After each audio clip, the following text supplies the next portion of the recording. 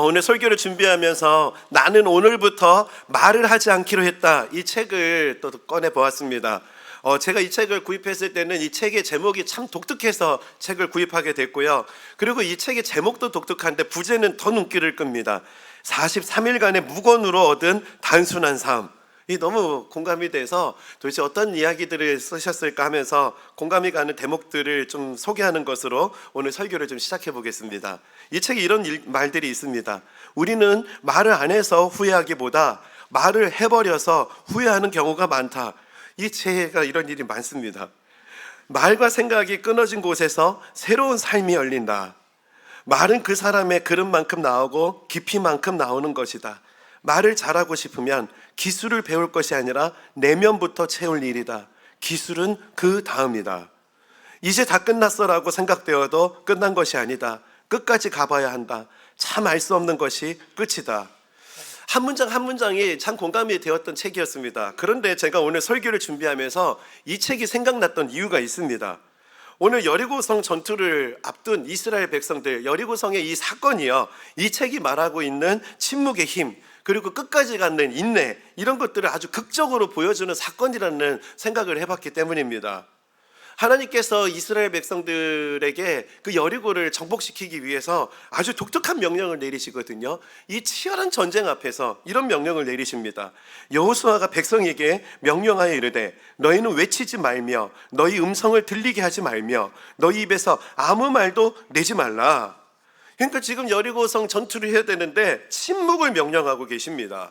왜 하나님께서 여리고 전투를 앞두고 왜 침묵을 명하셨는가? 그 현실이 너무나 지금 압도적인 상황이기 때문에 그렇습니다. 그 자료 사진을 좀 보여드릴게요. 이 자료 사진을 보면은요, 여리고는 이중 성벽으로 이렇게 구성된 이루어진 난공불락의 요새입니다. 외벽은 이 벽 두께만 2m 두께고요. 그 벽의 높이는 그 기초 위에서 그 5m 높이의 성벽이 세워집니다. 그리고 그뿐만이 아닙니다. 그 안쪽을 보면 또 하나의 내벽이 성벽으로 둘러싸고 있어요. 더군다나 이 성을 그림을 자세히 보면은요, 성 전체가 거대한 절벽과 같은 상황입니다. 그러다 보니까 그 당시에서는 인간의 전술로는 도저히 틈을 낼 수 없는 구조인 거예요. 지금 이스라엘 백성들이 정규 군사 훈련을 받은 사람들도 아닌데 어떻게 이 성을 무너뜨릴 수 있겠습니까? 성을 기어서 오를 수 있는 상황도 아니고 지금 그 성을 무너뜨릴 수 있을 만한 어떤 특수 무기가 있는 것도 아닌 게 현실입니다. 그런데 이런 상황에서 하나님께서는 이스라엘 백성들에게 어떤 병법서에도 나오지 않는 아주 독특한 전략을 말씀하시거든요. 그게 바로 오늘 본문 3절에서 5절이에요. 7가지 지침을 말씀하시는데요. 먼저 3절입니다. 너희 모든 군사는 그 성을 둘러 성 주위를 첫 번째 전략, 매일 한 번씩 돌되, 그리고 두 번째, 엿새 동안을 그리하라. 그리고 세 번째, 제사장 7은 7 양각 나팔을 잡고 언약궤 앞에서 나아갈 것이요. 그리고 네 번째, 7째 날에는 그 성을 7번 돌고, 그리고 5번째, 그 제사장들은 나팔을 불 것이며, 그리고 6번째, 제사장들의 양각 나팔이 길게 부러질 때 그 나팔 소리가 너희에게 들릴 때에는 백성은 다 큰 소리로 외쳐 부를 것이라. 그리고 마지막 7번째, 그리하면 그 성벽이 무너져 내리리니 백성은 각기 앞으로 올라갈지니라 하시매. 아주 독특한 전략 7가지를 말씀하고 계세요. 이 여리고 성을 이 7가지의 전략으로 무너뜨렸습니다. 이 아주 오래전에 일어난 이 사건을 성경이 우리에게 이렇게 기록한 이유가 뭘까요? 뭔가 우리에게 이 전략이라는 게 아주 중요하다는 것을 말씀하고 계시는 겁니다. 단순히 수천 년 전에 있었던 한 전쟁에서의 승리 방법을 우리에게 말하는 게 아니고요, 오늘 이 땅을 사는 우리에게도 그 인생을 살아가다 보면은 여리고 같은 장벽을 마주하게 될 때가 있을 텐데, 그때마다 이 7가지의 전략을 기억하라고 성경이 이 방법을 우리에게 기록하고 있는 것입니다. 그래서 오늘 본문을 좀 이제 본격적으로 살펴볼 텐데요, 이런 여리고 같은 문제 앞에 우리가 서게 될 때 그때는 우리가 어떻게 믿음으로 반응해야 될까, 이 7가지의 방법을 좀 2가지 측면으로 좀 살펴보는 시간을 갖도록 하겠습니다. 여리고 같은 문제 앞에서 어떻게 믿음으로 반응해야 할까요? 첫 번째, 승리에 대한 확신으로 나아가야 합니다. 하나님께서는 그 여리고 전투의 본격적인 작전 지시를 내리기 전에 먼저 놀라운 약속을 주십니다. 2절입니다. 여호와께서 여호수아에게 이르시되 보라 내가 여리고와 그 왕과 용사들을 내 손에 넘겨주었으니, 지금 이스라엘 백성들 전쟁하기 전이거든요. 그런데 하나님께서 이제 앞으로 7일 뒤에 내 손에 넘겨줄 것이다 이렇게 말하는 게 사실 논리적으로 맞습니다. 이제 6일간 돌고 7일째 내 손에 넘겨줄게, 이게 지금 그게 이해가 되는 상황이거든요. 그런데 하나님은 과거형으로 내 손에 이미 넘겨주었다 이렇게 말씀하고 있는 거예요.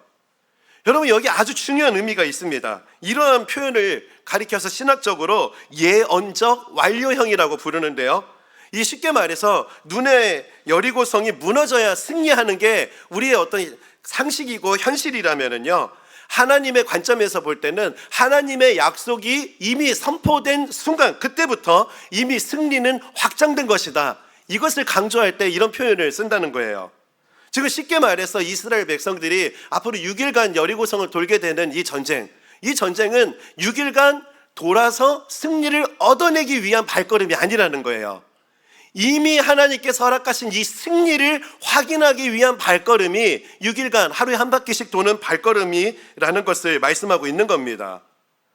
우리가 믿음을 가지고 살아가는 것, 바로 이런 모습을 우리에게 가르쳐 주는 거예요.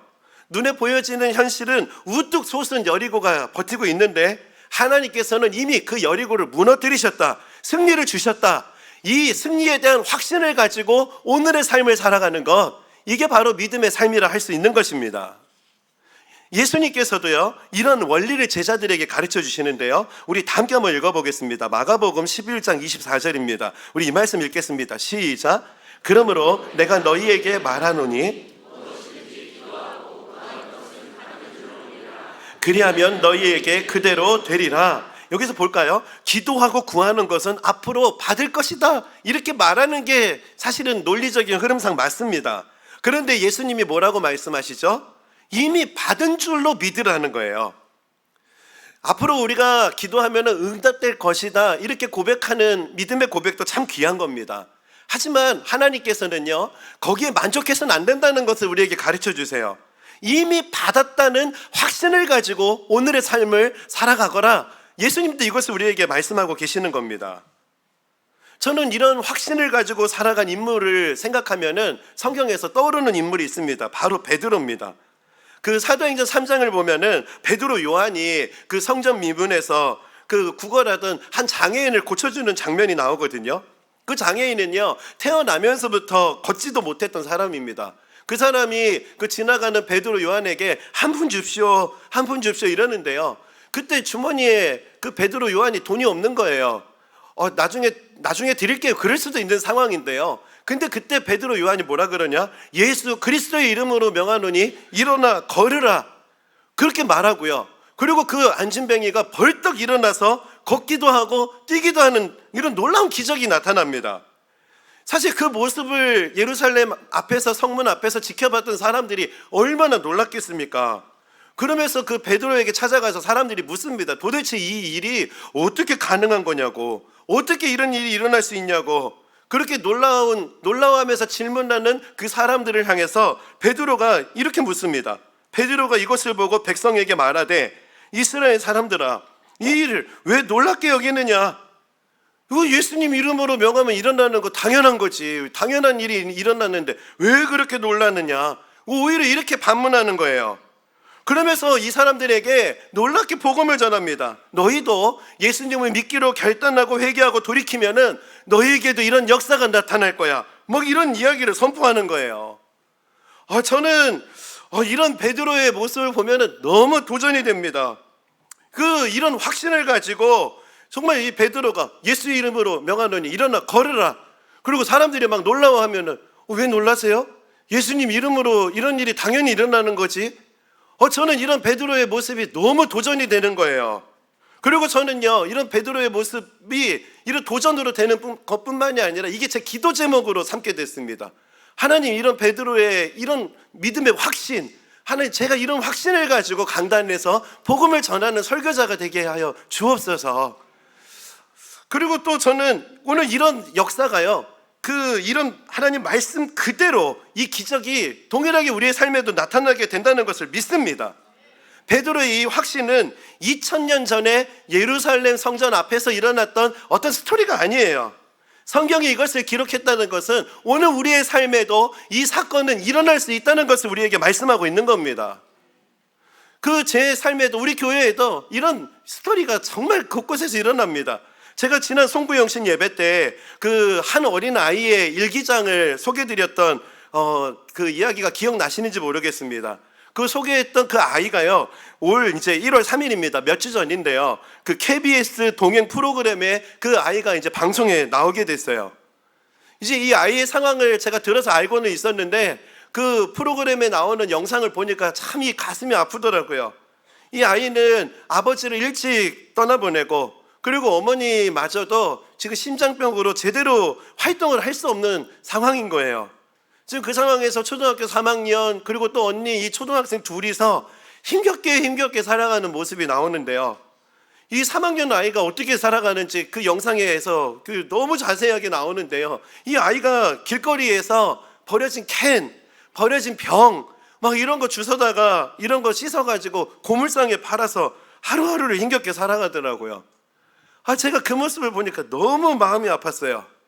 그리고 그 TV 프로그램을 보다 보니까 이 아이가 지난 송구영신 때 제가 예배 때 잠깐 언급해드린 이 아이의 일기장이 잠깐 TV 화면에 나오더라고요.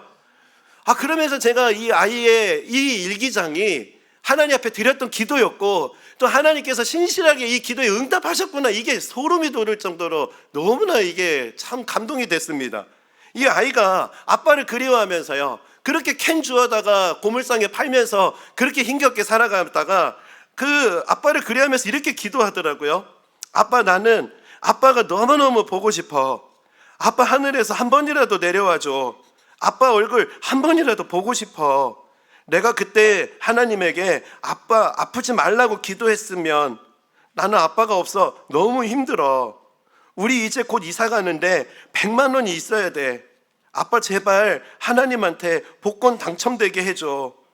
그러면 새 집 살 수 있어서 너무 기쁘지만 아빠가 없어 너무 속상해.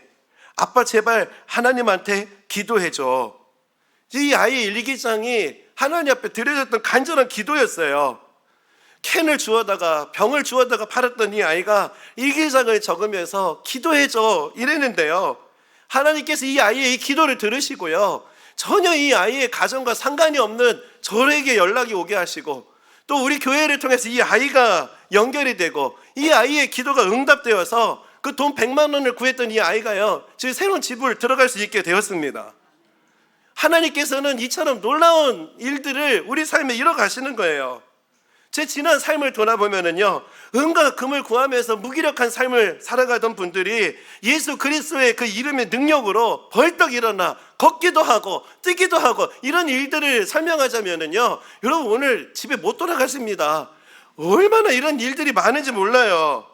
저는 그러다 보니까 이런 일들을 생각할 때마다 오늘날에도 복음을 통해서 우리는 변화될 수 있다. 오늘날에도 하나님의 복음은 역사한다. 저는 확신합니다. 오늘 예배 가운데에서도요, 이 복음을 통한 역사, 복음을 통한 변화, 복음을 통한 기적이 나타날 줄 저는 확신합니다. 여러분 확신하셔야 돼요. 성경의 말씀은요, 이 기록이 우리에게 전해지는 것은 그냥 옛날 이야기로만 갇혀있는 것을 말씀하길 원하시는 게 아니에요. 오늘 우리에게도 이런 일들이 얼마든지 일어날 수 있다는 그 확신을 가져야 될 것을 우리에게 말씀하시는 겁니다. 참 그러고 보면은 오늘날 저를 비롯해서요, 오늘 교회를 보면은 참 이 베드로가 가졌던 이런 확신이, 이 확신에 찬 야성이 갈수록 약화되는 것은 아닌가, 참 하나님 앞에 반성을 하게 됩니다. 자꾸 우리가 이런 그 이야기, 예수님 이름으로 기도했으면 당연한 거지, 이런 확신을 말하지 못하는 이유가 뭘까요? 우리가 복음을 알고는 있지만 이 복음의 역동, 우리의 기도를 통해서 역사하시는 그 하나님, 이 살아계신 하나님과의 스토리가 너무나 부족하기 때문은 아닌가 하는 생각을 해봅니다. 예수님의 복음은 역사한다 알고는 있는데 오늘의 내 삶에서 이런 경험을 우리가 하지 못하다 보니까 자꾸 우리가 누군가에게 전도를 할 때 자꾸 미래 이야기만 합니다. 앞으로 예수님 믿으세요? 뭐 안 믿습니다. 예수님 믿으세요. 왜요? 나중에 죽어서 천국이 있으면 어떻게 하시려고 그래요? 그 나중에 죽어서 천국이 있으면은 그 손해 안 되니까 예수님 일단 믿어두세요. 뭐 이게 보험 가입하라는 듯이 뭐 이렇게 복음을 전하는 게 오늘날 너무 많은 복음 전도의 모습이 아닌가 하는 생각을 해봐요. 저는 이런 모습을 볼 때마다요, 이 복음에 대해서 우리가 참 이렇게 생각하는구나. 지금은 우리의 삶에 별로 역사하지 않는데 나중에 죽어서 어떻게 될지 모르니까 한번 믿어보세요. 우리가 하나님의 복음에 대해서 이런 인식을 가지고 있는가 한번 돌아보자는 거예요. 이런 생각을 가지고 강단에서 복음이 선포되고 이것을 믿음이라고 하다 보니까 오늘날 교회 안에서 보면은 젊은이들이 교회를 자꾸 빠져나갑니다.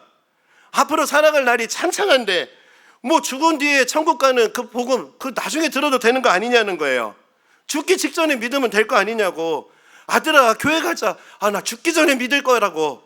이러는 모습들이 우리 주변에 자꾸 일어나는 거 아닌가 하는 생각을 해봐요. 오늘 예배하는 성도 여러분, 복음 우리가 회복해야 되는 것은요, 이 복음의 미래 이런 게 아닙니다. 이 복음의 현재성이에요. 죽어서 천국 가는 게 복음의 전부가 아닙니다. 과거의 아픔과 상처를 치유하는 게 복음의 전부가 아니에요. 현재 내 삶을 변화시켜 줄 수 있는 하나님의 능력, 이것을 확신할 수 있는 이 믿음의 회복이 우리 가운데 필요하다는 겁니다. 성전 미문에 앉아 있었던 그 안진뱅이를 일으켜 주셨던 것처럼 하나님께서 무기력한 내 삶에 찾아오시면은 나를 벌떡 일으켜 세워 주실 것이다. 이것을 확신할 수 있는 게 믿음이고 복음입니다. 눈앞에 견고한 여리고성이 보인다 할지라도 하나님께서는 그 여리고 네 손에 이미 넘겨주었다. 오늘 아멘으로 이 약속을 붙잡으시고요, 오늘 내 삶에 하나님이 이미 승리를 주셨다, 이 확신을 가지고 살아가는 것, 이게 믿음의 삶인 줄 믿으시기 바랍니다. 오늘 저와 여러분이요, 이 믿음의 확신을 가지고 우리 이 말씀을 같이 좀 선포하며 고백했으면 좋겠어요. 예레미야 33장 2절에서 3절입니다. 우리 함께 선포하겠습니다. 시작. 이를 행하시는 여호와, 그것을 만들며 성취하시는 여호와, 그의 이름을 여호와라 하는 이가 이와 같이 이르시도다. 너는 내게 부르짖으라. 내가 내게 응답하겠고 내가 알지 못하는 크고 은밀한 일을 내게 보이리라. 아멘. 눈에 보여질 때 그 무너지지 않을 것 같은 현실의 여리고가 있으십니까? 오늘 하나님께서 예배하는 여러분에게 말씀하십니다. 이미 그것을 내 손에 넘겨놓으라. 이미 너는 승리했다 말씀하십니다. 이 승리에 대한 확신을 가지고 한 걸음 한 걸음 살아가는 삶, 그게 바로 그리스도인의 삶인 거예요. 저와 여러분이 이런 믿음을 가지고 오늘을 살아가는 그런 복음의 사람들 되시기를 주님의 이름으로 축복합니다. 두 번째는요, 인내의 침묵과 믿음의 선포라는 거예요. 인내의 침묵과 믿음의 선포. 이 여리고 전투를 보면은 하나님께서 여러 가지 7가지 가이드를 주시지만 가장 중요한 한 가지 지침이 뭐냐? 그게 10절입니다. 여호수아가 백성에게 명령하여 이르되 너희는 외치지 말며 너희 음성을 들리게 하지 말며 너희 입에서 아무 말도 내지 말라. 여리고 전투를 할 때 가장 중요한 지침이 침묵하라예요. 침묵. 왜 하나님께서는 지금 이스라엘 백성들이 여리고성 전투를 앞두고 있을 때 침묵을 말씀하실까? 이 상황을 보니까 너무 이해가 되더라고요. 지금 이스라엘 백성들이 처한 상황은요, 원망과 불평이 터져 나올 수밖에 없는 상황입니다. 지난주에 살펴보지는 않았는데 지난주에 살펴본 여호수아 5장을 보면은요, 태어날 때부터 당연하게 여겼던 그 만나가요, 그 가나안 땅에 입성하는 순간부터 끊어진 상황이 되어버렸습니다. 5장 12절입니다. 또 그 땅의 소산물을 먹은 다음 날에 만나가 그쳤으니 이스라엘 사람들이 다시는 만나를 얻지 못하였고, 이 광야에서 태어나 40년 동안 공짜로 주어졌던 게 만나였어요. 그런데 지금 만나가 그쳤다는 게 지금 어떤 현실을 말하는 거죠?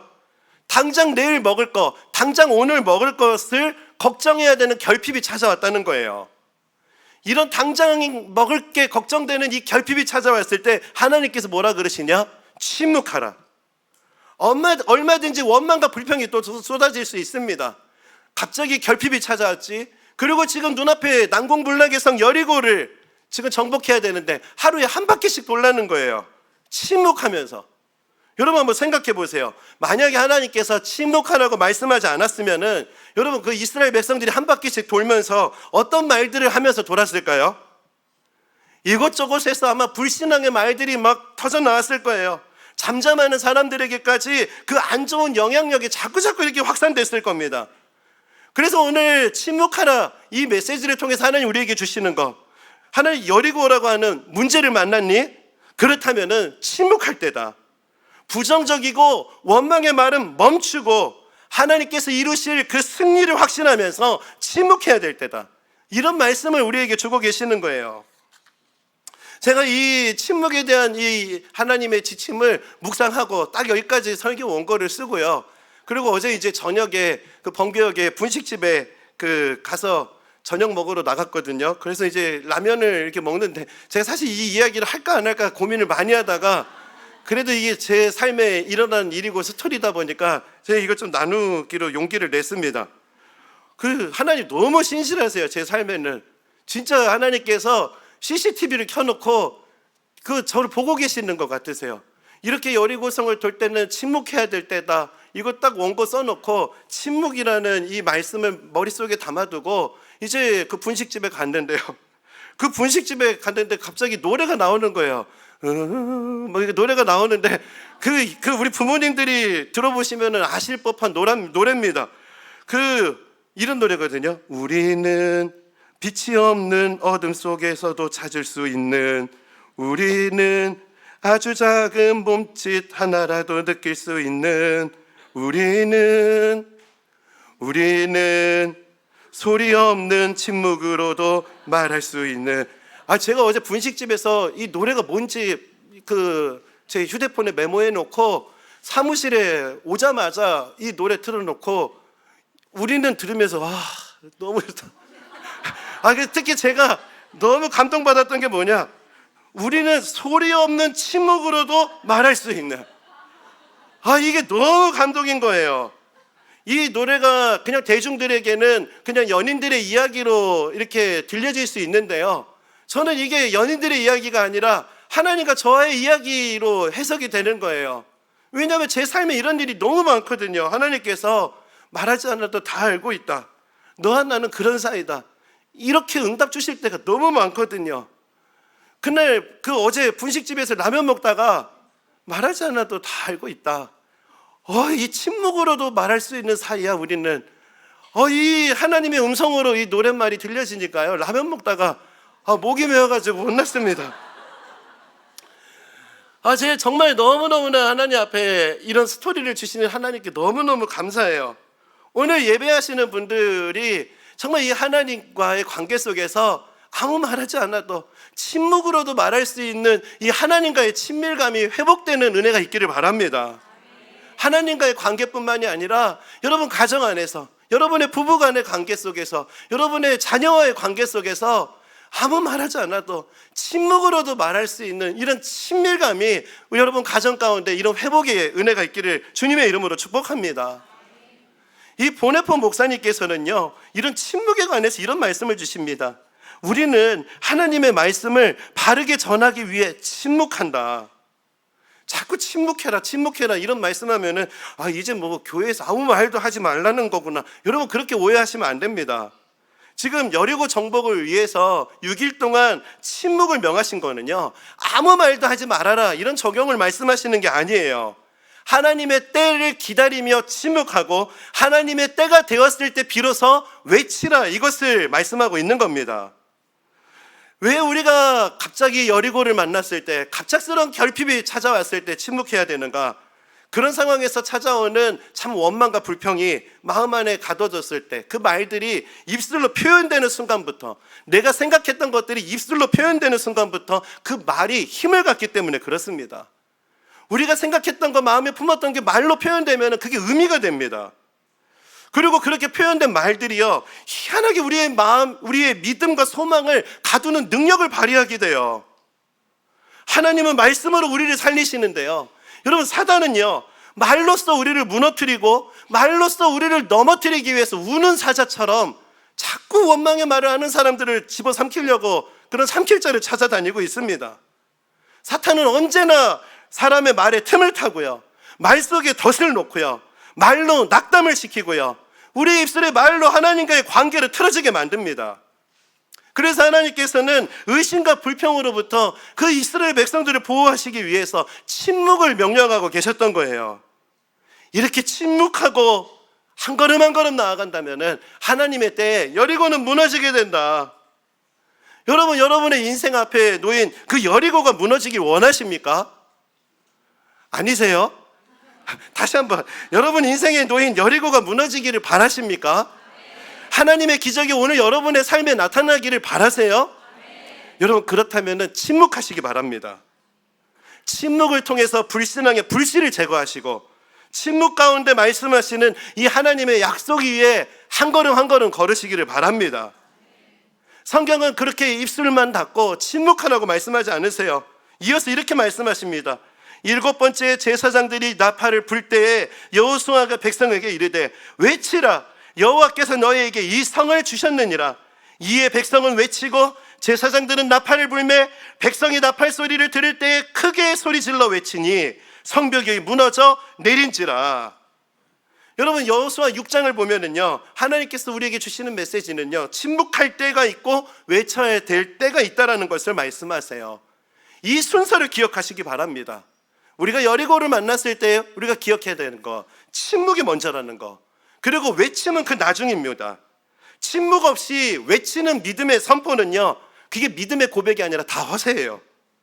우리 안에 일어나는 불신에 대해서는 침묵하고 그 믿음의 그 불신앙들의 불씨를 꺼뜨리고 그 믿음의 확신에 대해서 외치는 거, 이게 바로 여리고를 무너뜨릴 수 있는 능력이 된다는 겁니다.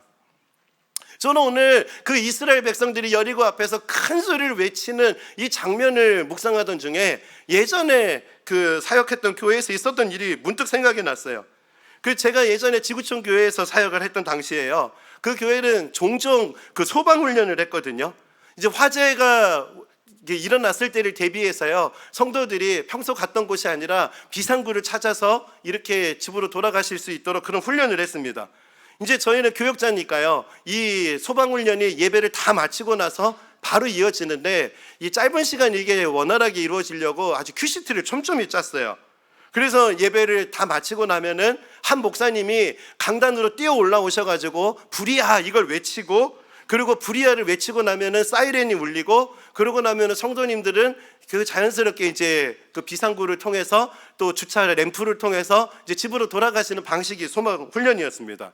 그리고 이제 드디어 이 소방 훈련 그 시간이 딱 됐어요. 목사님 축도 딱 끝나고 예배가 딱 맞춰지고 나니까 이제부터는 이제 실전처럼 해야 되는 상황이에요.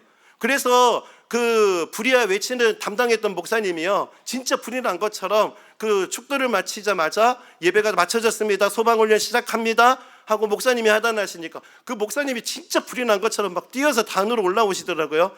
단으로 올라오셔가지고 단에서 이제 불이야 외쳐야 되는데 목사님이 이러시는 거예요. 불이야.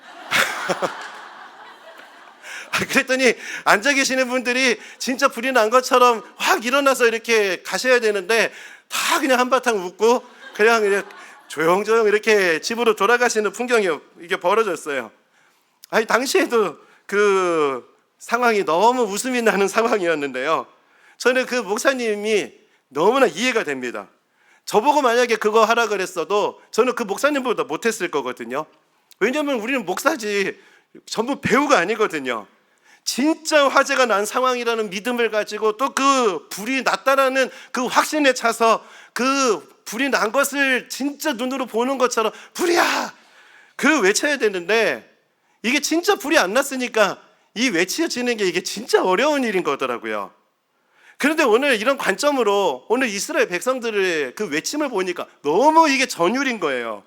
여호수아가 외치라고 하거든요. 외치라고 하는데 이 성을 너희에게 주셨느니라. 이에 백성은 외치고 제사장들은 나팔을 불고 나팔 소리를 들을 때 이스라엘 백성들은 더 큰 소리로 그 외친다. 여러분, 이게 뭘 말해주는가? 이스라엘 백성들은요 진짜로 믿었던 거예요. 하나님께서 여리고 성을 무너뜨릴 거라는 것을 진짜로 믿었습니다. 자신들의 눈앞에서 견고한 여리고성이 무너질 것을 진짜로 보고 믿었기 때문에 그들은 큰 소리로 여호수아의 그 외침에 반응할 수 있었던 거예요. 여러분, 7일 동안 그렇게 하루하루 돌아도 여전히 견고하게 우뚝 솟아있는 여리고성입니다. 그리고 마지막에 황당한 방법이죠. 소리 좀 지른다고 여리고성이 무너질 수 있었을까요? 그렇게 생각할 수도 있었을 텐데요. 이스라엘 백성들은요, 하루하루 침묵 속에서 여리고성을 돌면서 그들은 하나님의 뜻을 깊이 이해하게 되었고, 또 하루하루 침묵하며 여리고성을 돌면서 그 과정에서 순종을 배웠고, 그들은 믿음을 준비했던 겁니다. 이렇게 침묵으로 그들의 믿음이 숙성되자 그들이 외치게 되니까 그 외침은 소음이 아니라 여리고성을 무너뜨리는 권세가 되더라는 거예요. 오늘 저와 여러분이 이런 믿음의 선포를 외칠 수 있는 그런 믿음의 회복이 일어나게 되기를 바랍니다. 그 톰 폴슨 목사님은요, 오늘 이 대목 여호수아서를 설교하면서 이렇게 말씀하십니다. 진짜 여리고 전쟁은 하나님의 백성들의 마음을 상대로 한 것이지 여리고를 상대로 한 것이 아니었다. 그러면서 들어보세요. 하나님께서는 여리고를 정복하시는 것보다 이스라엘 백성들의 마음을 정복하길 원하셨다. 이게 너무 공감이 되는 겁니다. 지금 이스라엘 백성들이 여리고성을 무너뜨린 전쟁을 가만히 살펴보니까요, 그 이스라엘 백성들에게 그 무너뜨려진 거는 눈으로 보여지는 외형의 여리고만이 아니었다는 거예요. 그들 안에 있는 불신의, 두려움의 여리고가 무너지는 순간이 되었다는 거죠. 우리는 인생의 싸움, 믿음의 싸움 하면은요, 우리 현실에 보여지는 여리고성이 무너져야 되는 환경의 문제라고 생각할 때가 많습니다. 우리의 삶에 여리고가 있다면 그게 무엇이죠? 건강의 문제, 취업의 여리고, 관계의 아픔이라는 여리고, 마음의 아픔의 상처라고 하는 여리고, 재정이 어려운 그런 여리고 같은 상황, 이 모든 환경이 정복되어야 되는 걸로 오늘 말씀을 우리가 해석하고 적용할 수 있습니다. 그런데 오늘 이 성경이 우리에게 주는 메시지는요, 이런 환경의 변화가 아니라 우리 안에 우뚝 솟아있는 이 불신의 여리고가 무너져야 이 정복 전쟁이 끝나게 된다는 것을 말씀하고 계시는 거예요. 하나님을 향한 믿음이 우리 안에 정복될 때 이 전쟁은 끝나게 된다.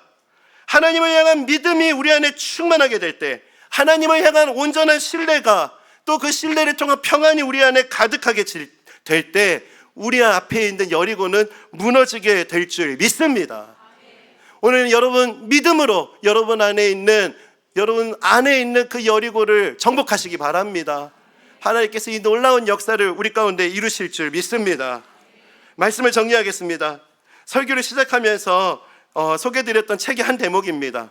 말과 생각이 끊어진 곳에서 새로운 삶이 열린다. 오늘 이스라엘 백성들이 딱 이런 상황이에요. 침묵하며 말과 생각을 멈추고, 그리고 하나님의 약속을 붙잡는 그 걸음을 통해서 새로운 길이 열려지게 되었어요. 여러분, 침묵의 시간은 말을 그냥 안 하는 시간이 아닙니다. 우리 안에 있는 불신과 원망, 두려움들을 자꾸 잠재우는 시간이 침묵이에요. 그리고 하나님의 약속을 자꾸 우리 안에 채우는 것이 침묵의 시간입니다. 내가 여리고를 이미 내게 넘겨주었다, 이 약속을 채우는 시간이 침묵의 시간이라는 거예요. 태초에 빛이 있으라 말씀하시니 하나님께서 빛이 있게 되었다, 이 말씀이 있습니다. 그렇게 빛이 있은 이후에 하나님께서 이런 말씀을 주세요. 하나님이 빛을 낮이라 부르시고 어둠을 밤이라 부르시니라. 하나님이 빛을 낮이라 부르시니까 온 인류는 누구도 부인하지 않고 빛이 있는 시간을 낮이라 부르게 되었어요. 어둠을 밤이라고 부르니까 온 인류는 누구도 그 부인하지 않고 어둠을 밤이라고 부르기 시작했습니다. 하나님께서 낮이라고 부르시고 밤이라고 부르시자. 여러분, 이것이 어떤 원리인지 느낌이 오십니까?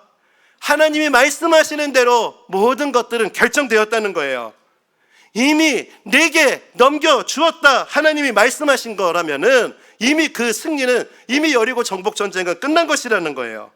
눈에 보여지는 현실에서는 여리고가 우뚝 솟아 있다 할지라도 하나님이 무너진 것이라고 약속하셨다면은 이미 무너진 것이라는 그 확신을 가지고 살라는 것을 성경이 우리에게 말씀하고 있는 겁니다. 때로는 만나가 그친 것 같은 결핍이 찾아오고 6일 내내 무너지지 않을 것 같은, 금조차 가지 않는 그런 현실 앞에서 믿음으로 한 걸음 한 걸음 살아야 된다 할지라도요, 여러분, 그때 하나님, 내 안에 하나님의 이 승리를 믿지 못하는 여리고를 무너뜨려 주옵소서, 그 하나님의 마음을 채우며 나아가는, 그렇게 살아가는 저와 여러분의 삶이 되기를 바랍니다. 이런 믿음의 걸음을 통해서 하나님께서 우리 안에 있는 여리고를 평지로 만드시고 하나님 예비하신 길로 우리를 인도하여 주실 줄 믿습니다. 오늘 말씀을 생각하면서 우리 이 찬양을 주님께 함께 좀 고백했으면 좋겠어요. 지난주일 우리 불렀던 찬양인데요, 주 예수 나의 산소망, 하나님만이 나의 소망입니다. 오늘 가사를 생각하면서 우리 이 찬양을 주님께 함께 고백하며 나아가겠습니다. 오늘 말씀 생각하며 함께 고백합시다. 깊은 절망에 수렁 가운데 주님께 닿을 수 없던 우리, 여리고와 같은 현실 앞에 있다 할지라도 어두운 밤 중에 하늘을 향해 주의 이름 나 부를 때 여러분 확신을 가지고 고백합시다. 어둠을 뚫고 오신 주 사랑, 나의 절망 거두셨네. 아멘. 주님 믿습니다. 주님의 공로 다 이루셨네. 주 예수 나의 산소망. 이처럼 함께 고백합시다. 그 누가 주의 자비를 따라 한없는 은혜 증량할까. 하나님 오늘 이 시간이 이 은혜를 깨닫고 경험하는 시간 되게 하여 주옵소서. 이 땅에 오신 죄가 대신 구주 예수 고백합시다. 주의 십자가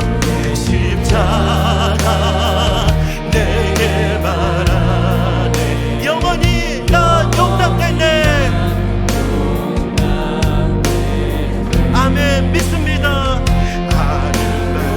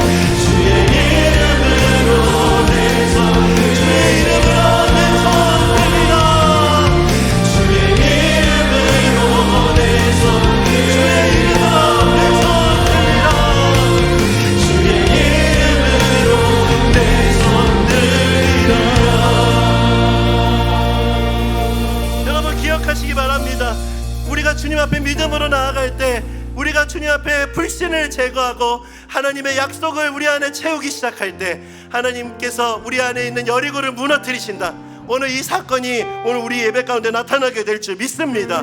하나님 먼 미래의 이 은혜를 경험하는 것이 아니라 하나님 오늘 이 시간 그 은혜를 경험할 수 있는 은혜를 우리 가운데 허락하여 주옵소서. 오늘 예배가 내 삶을 변화시키는, 내 앞에 있는 여리고가 무너지는 사건이 되는 시간이 되게 하여 주옵소서. 오늘 각자에게 주신 기도 제목 가지고 합심해서 함께 기도하며 나아갑시다. 하나님 아버지, 주님의 은혜를 구하며 나아갑니다. 아버지, 내 앞에 있는 여리고, 아버지, 그것이 무너지게 될 것을 약속하신 하나님, 오늘 보여주는 현실은 여전히 여리고가 무너져서 있는 것처럼 보이지만 하나님을 바라보며 하나님 나의 피난처시라, 하나님 나의 구원이시라, 영원한 나의 힘이시라. 아버지, 믿음을 우리 안에 채워가며 아버지, 그렇게 한 걸음 한 걸음 나아갈 때 우리 앞에 있는 당신의 여리고가 무너지게 하시고 내 안에 문득 솟아있는 불신의 여리고, 두려움의 여리고가 무너지게 하시며 매일매일의 삶이 이미 승리하신 예수 그리스도의 복음의 능력을 경험하는 우리의 삶을 살아가는 하나님의 백성들이 되게 하여 주옵소서. 베드로처럼 강력하게 이 확신을 가지고 나아갈 수 있는 것 하시고, 신복을 통해 여전히 하나님과의 친밀감이 회복되고 주님을 통해 우리 안에 있는 대인관계가 회복되게 하시고, 신복을 통해 하나님의 놀라운 역사를 경험하는 그런 성수의 자리로 나아가는 모든 성도들이 될 수 있도록 하나님 함께하여 주옵소서. 그리기를 주님을 기대합니다. 일곱 번째, 제사장들이 나팔을 불 때에 여호수아가 백성에게 이르되 외치라, 여호와께서 너희에게 이 성을 주셨느니라. 이에 백성은 외치고 제사장들은 나팔을 불매 백성이 나팔 소리를 들을 때에 크게 소리질러 외치니 성벽이 무너져 내린지라. 하나님, 오늘 이 말씀이 우리 삶의 사건이 될 줄 믿습니다. 우리 안에 있는, 내 안에 있는 불신의 여리고가 무너지는 예배가 되게 하여 주옵소서. 내 안에 있는 불신앙의 여리고가 무너지게 하여 주옵소서. 침묵을 통해 하나님과의 깊은 친밀감의 은혜를 체험받게 하시고, 침묵을 통해 하나님과의 관계가 회복될 뿐만이 아니라 침묵을 통해 우리 안에 있는 대인관계가 회복되는 역사가 나타나게 하여 주옵소서. 침묵을 통해 예수 그리스도의 약속을 우리 안에 채워가고 그 믿음을 우리 안에 경고해가며 더욱더 성숙의 자리로 나아가는 변화가 오늘 예배 가운데 나타날 수 있도록 주님 역사하여 주옵소서. 아버지, 한 주간 세상을 살아갈 때 여전히 현실의 여리고가 눈앞에 버티고 서 있다 할지라도 이미 승리를 허락하신 이 약속을 붙잡고 이스라엘 백성들처럼 믿음으로 한 걸음 한 걸음 걸어가는 하나님의 백성들이 되게 하시고, 그 걸음을 걸어갈 때마다 이미 승리를 허락하신 이 약속이 내 안에 현실이 될 것이라는 기쁨을 가지고 살아갈 수 있도록 은혜를 더하여 주옵소서. 우리 주 예수 그리스도의 은혜와 하나님 아버지의 다함없는 사랑하심과 성령 하나님의 감동감화 위로 교통하심의 역사하심이 오늘 주신 말씀을 마음에 받고 이미 주신 그 승리를 붙잡고 믿음으로 살아가기로 다짐하며 예배하는 모든 주의 자녀들 머리 위에 지금부터 영원까지 항상 함께 하시기를 간절히 축원하옵나이다. 아멘.